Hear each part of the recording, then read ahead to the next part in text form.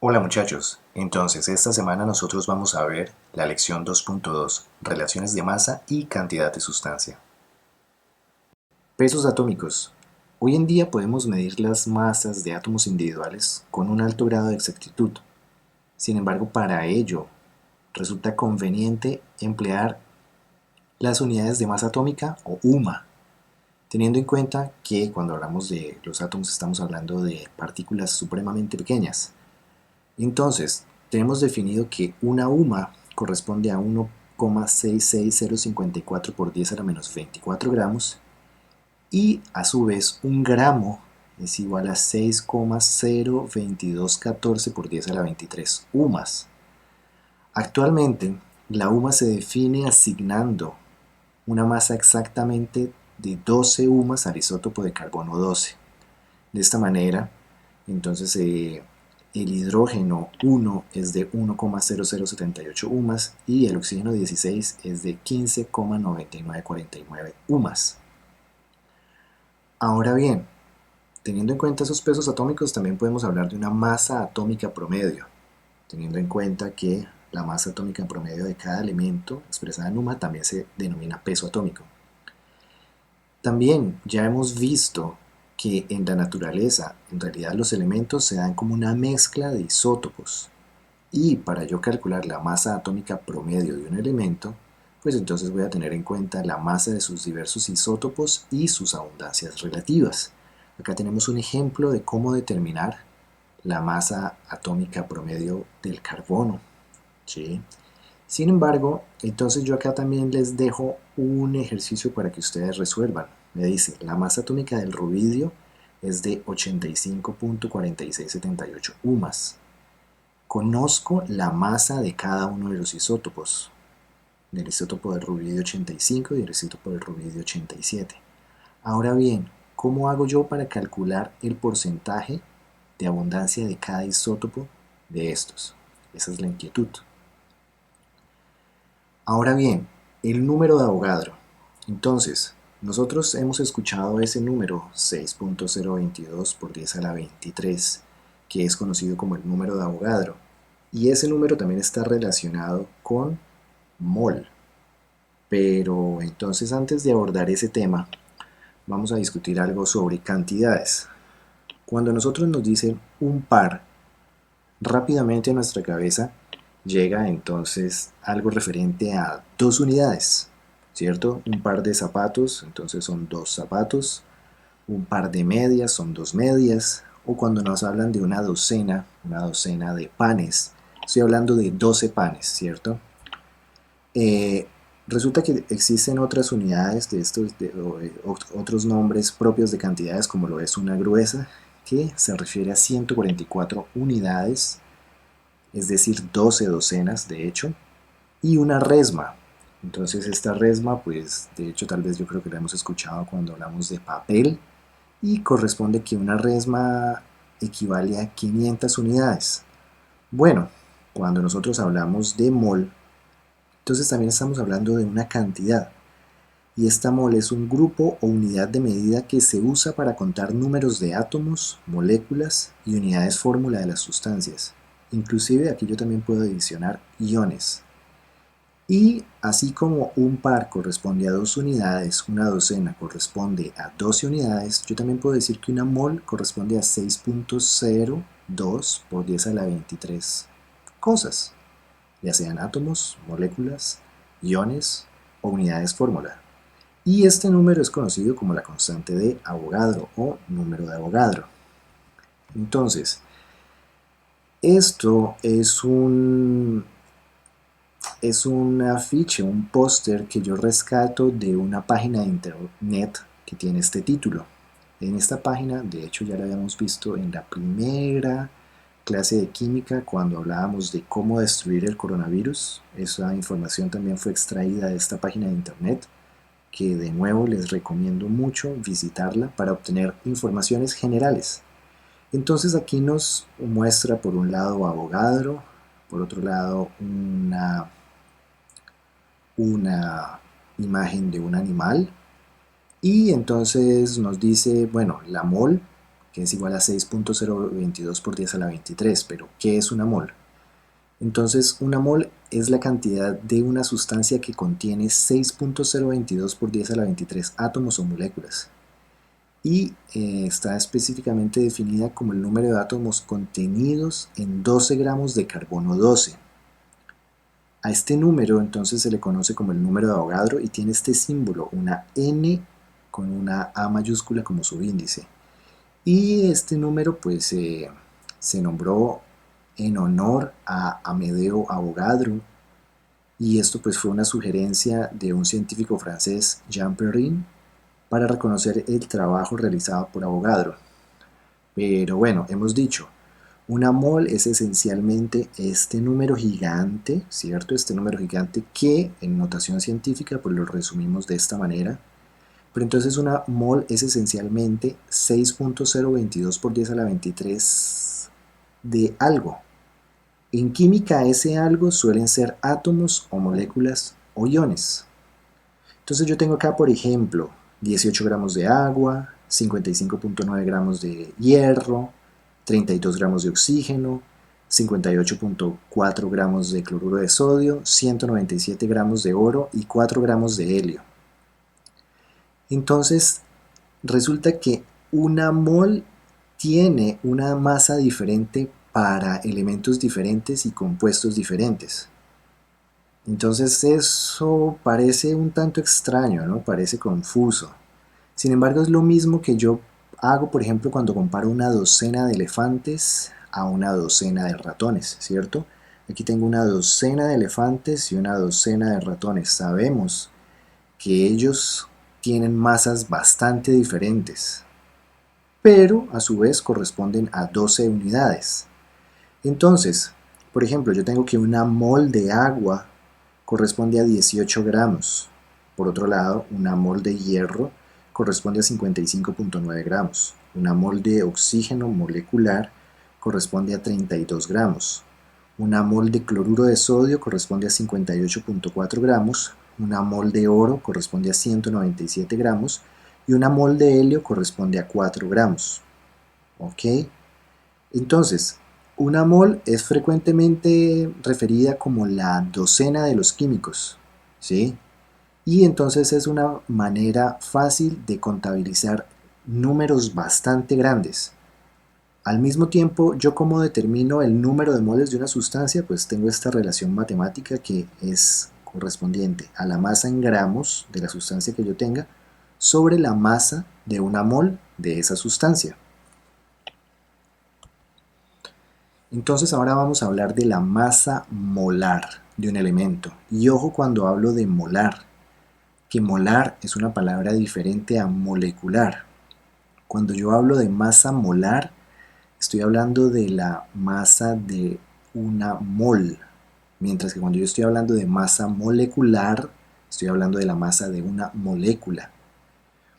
Entonces, ¿cómo se relaciona la masa de un átomo con la masa de un mol de ese átomo? La unidad de masa atómica de un átomo se define de forma que la masa atómica de un átomo del isótopo más común del carbono es de 12 UMA y la masa de un mol de átomos del isótopo más común del carbono es de 12 gramos. Entonces, esta información que yo tengo aquí en estas frases, en este pequeño párrafo, es la misma que yo tengo aquí extraída en estas dos igualdades. Entonces resulta que yo puedo decir que un átomo de carbono 12 tiene una masa de 12 UMAS y una mol de átomos de carbono 12 tiene una masa de 12 gramos. Y una mol de átomos de carbono 12, ¿cuántos átomos son? Pues una mol de átomos de carbono 12 son 6.02 por 10 a la 23 átomos de carbono 12.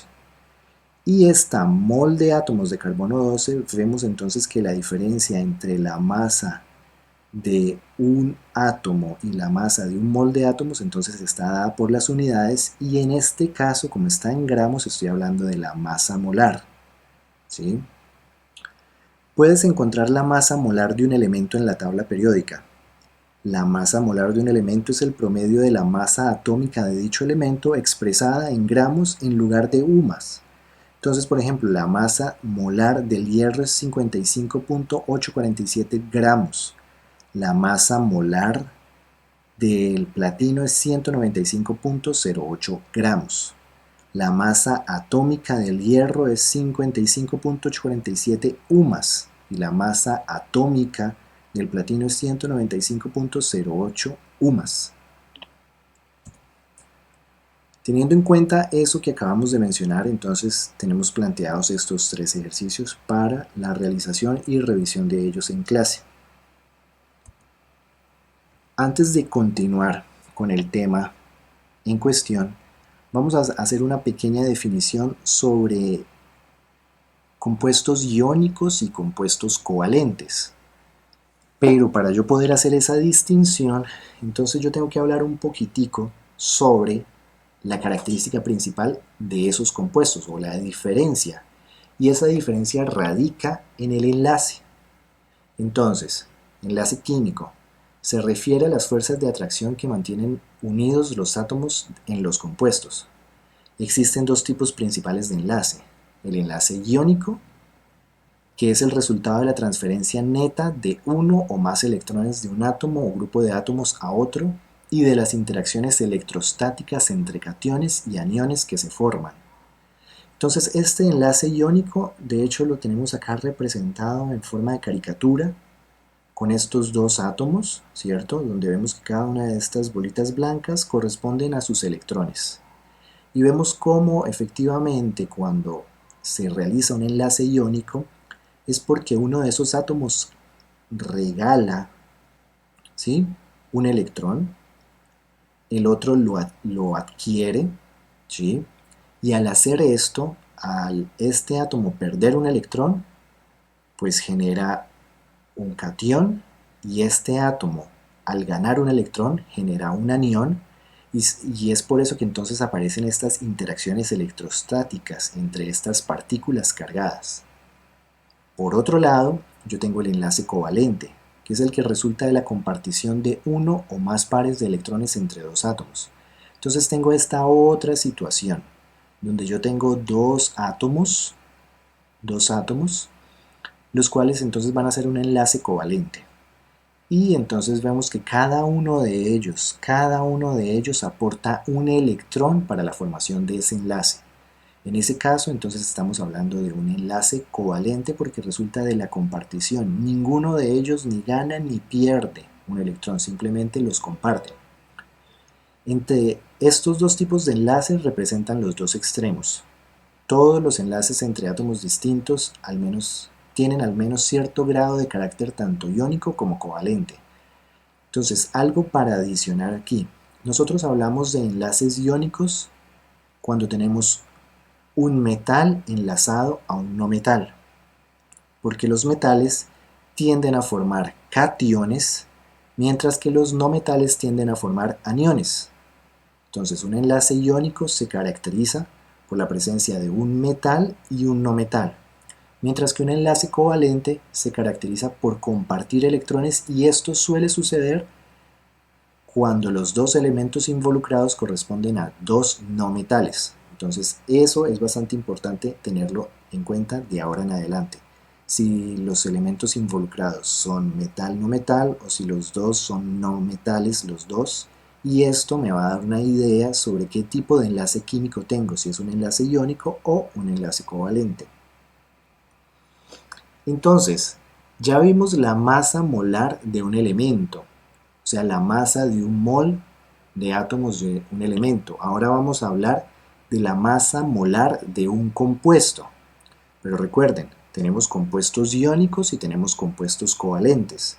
Entonces, existen unos nombres específicos para compuestos iónicos y nombres específicos para compuestos covalentes. Entonces, vemos que cuando voy a hablar de la masa molar de un compuesto, entonces encuentro este término, masa fórmula. La masa fórmula de un compuesto iónico es la masa en unidades de masa atómica de una unidad fórmula.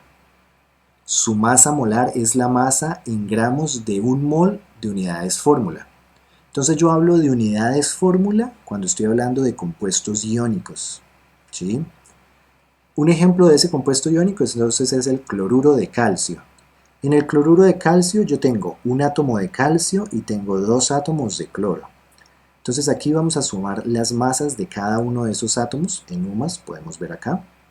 Entonces tengo que un átomo de calcio es 40,1 UMAS y dos átomos de cloro son 2 por 35,5 UMAS.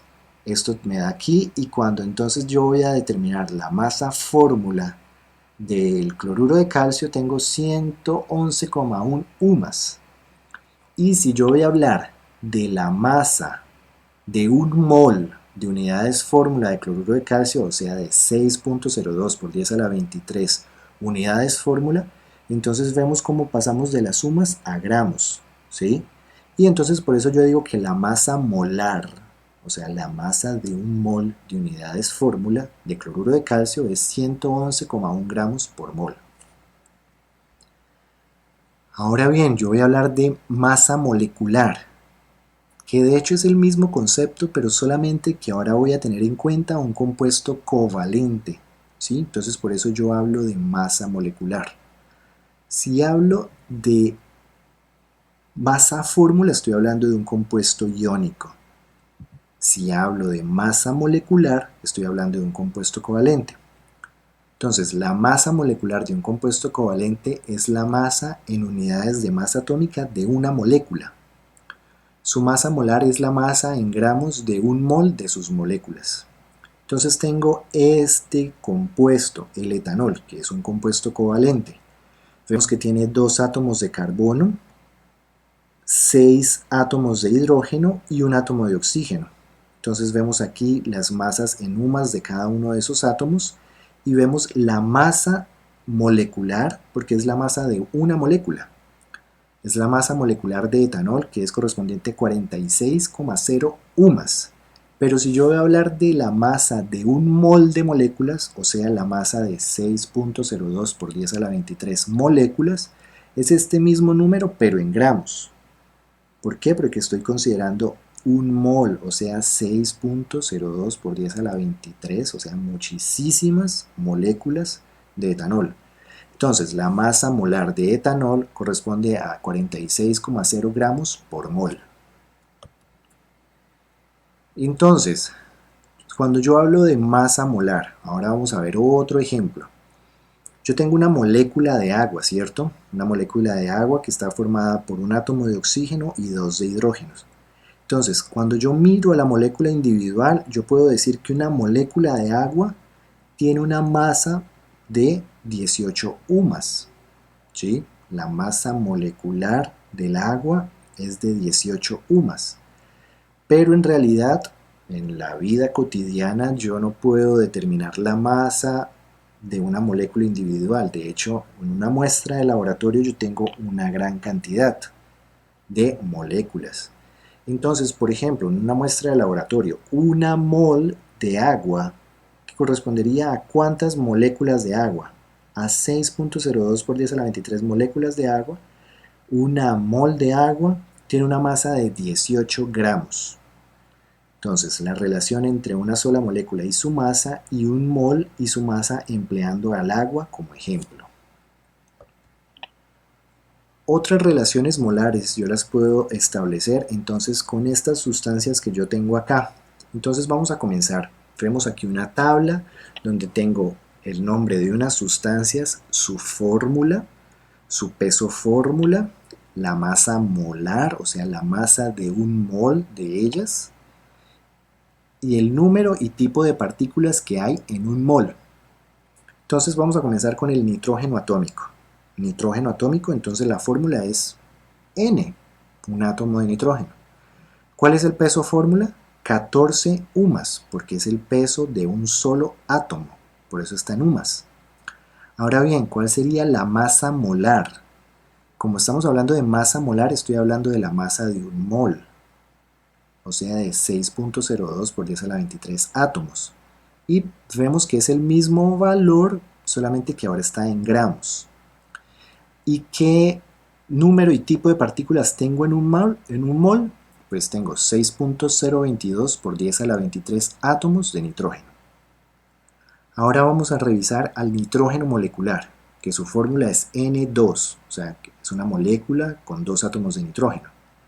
El peso fórmula de esa molécula, o sea, de una sola molécula, son 28,0 UMAS.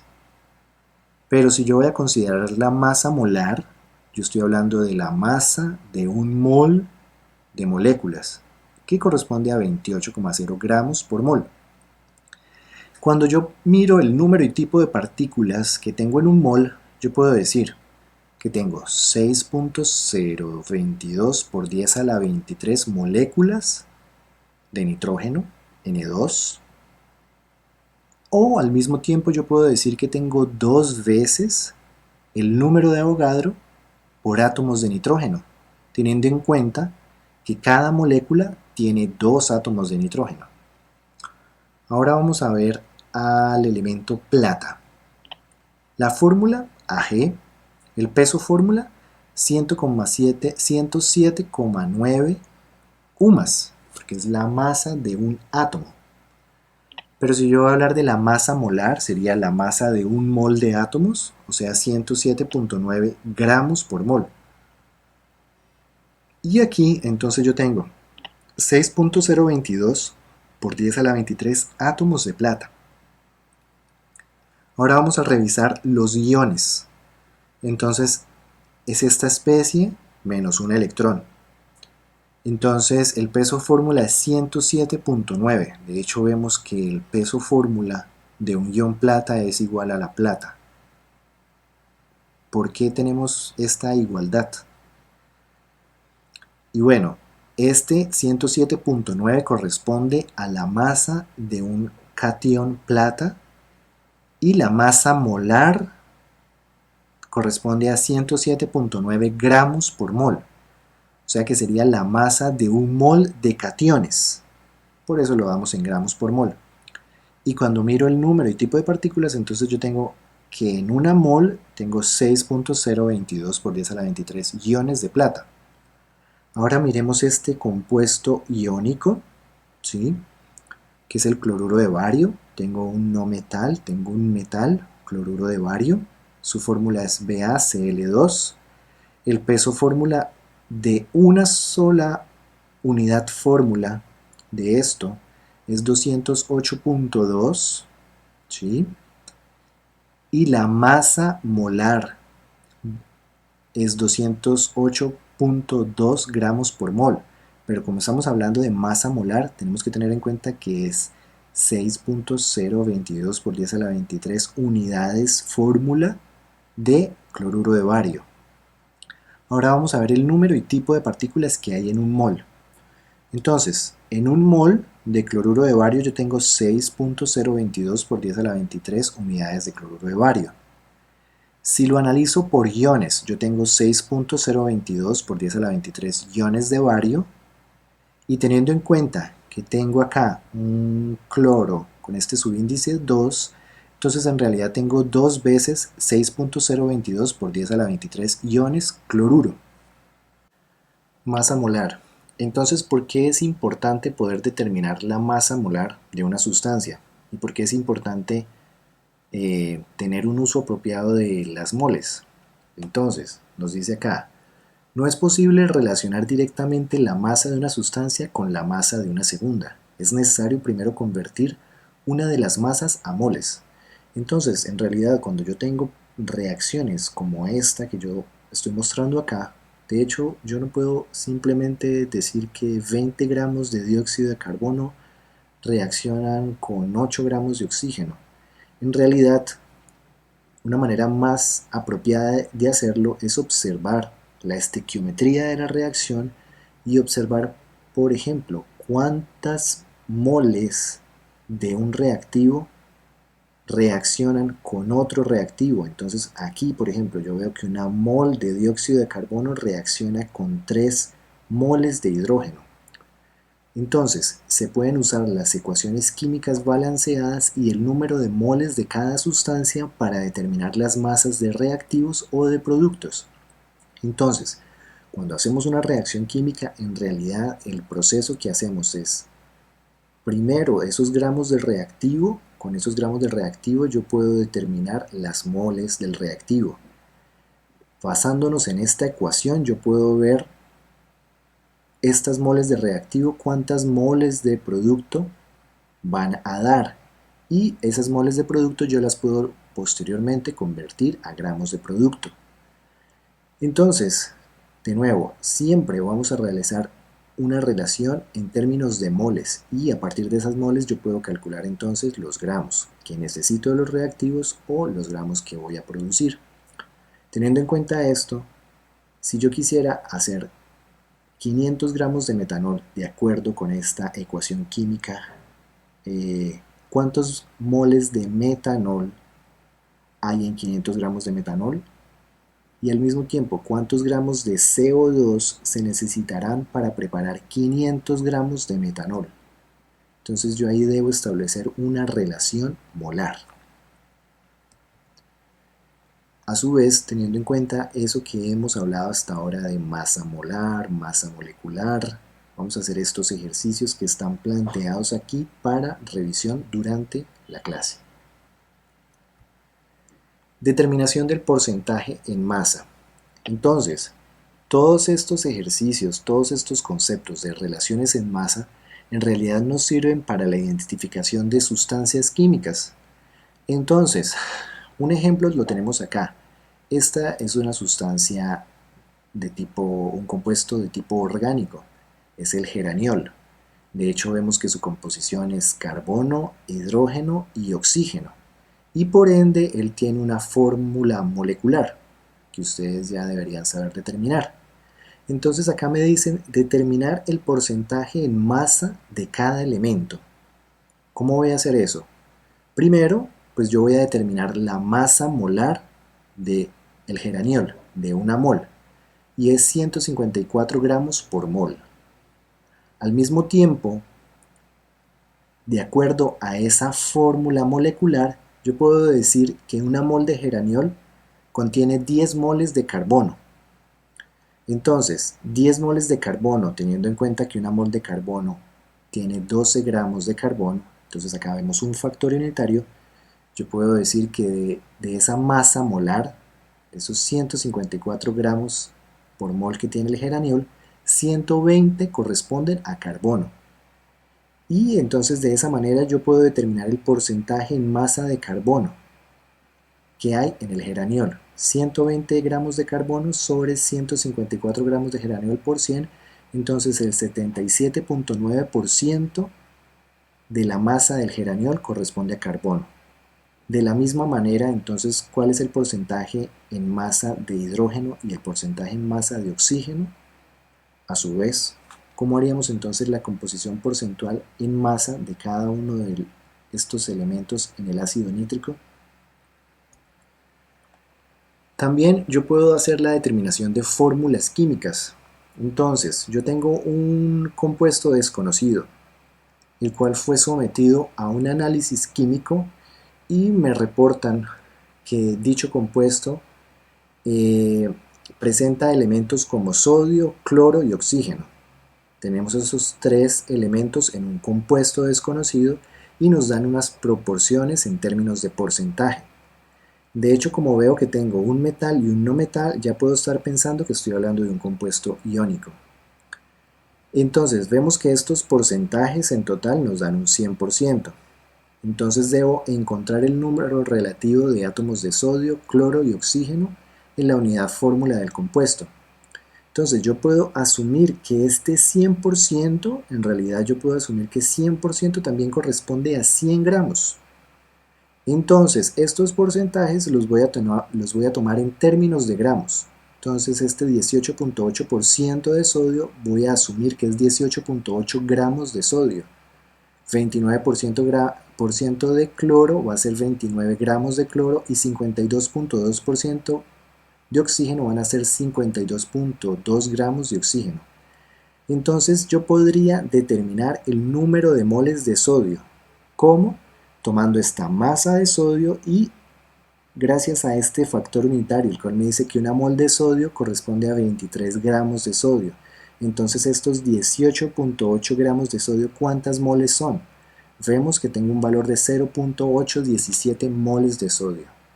Ahora entonces vamos a hacer lo mismo para determinar el número de moles de cloro y el número de moles de oxígeno.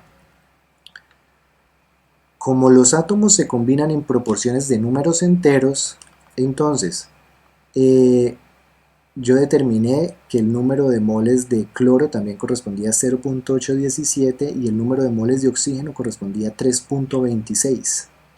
Pero como los átomos se combinan en proporciones de números enteros, por eso hago la división sobre este menor valor y obtengo una mol de sodio, una mol de cloro y 3.99, es decir, aproximadamente 4 moles de oxígeno. De esta manera yo puedo determinar una fórmula empírica, que es un átomo de sodio por un átomo de cloro por 4 de oxígeno, que sería esto, NaClO4, sería un perclorato de sodio. Y como estábamos hablando de un compuesto iónico, resulta que las fórmulas químicas de la mayoría de los compuestos iónicos son las mismas que sus fórmulas empíricas. Es decir, que esta corresponde a la fórmula química del perclorato de sodio.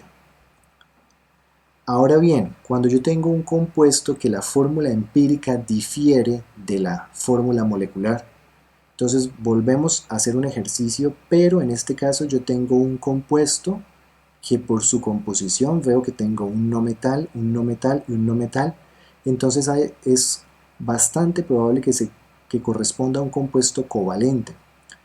En un análisis realizado se observa que tengo un 40% de carbono, 6.7% de hidrógeno y 53.3% de oxígeno.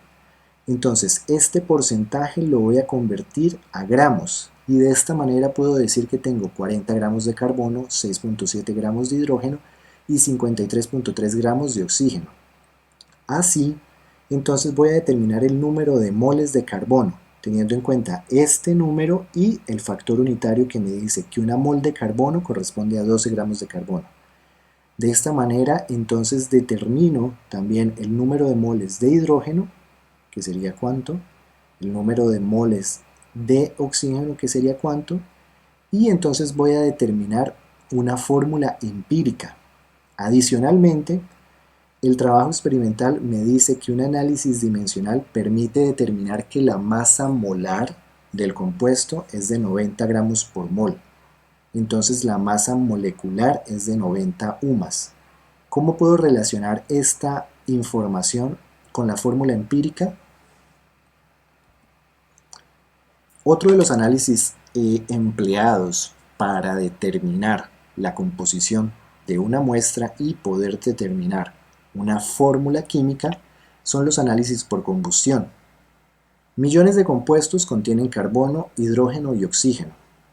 El análisis de estos dos elementos, carbono e hidrógeno, se efectúa en un sistema de combustión carbono-hidrógeno, el cual consiste de un horno como este que vemos acá, que quema una muestra de un compuesto cuya masa se conoce con exactitud utilizando una corriente de oxígeno.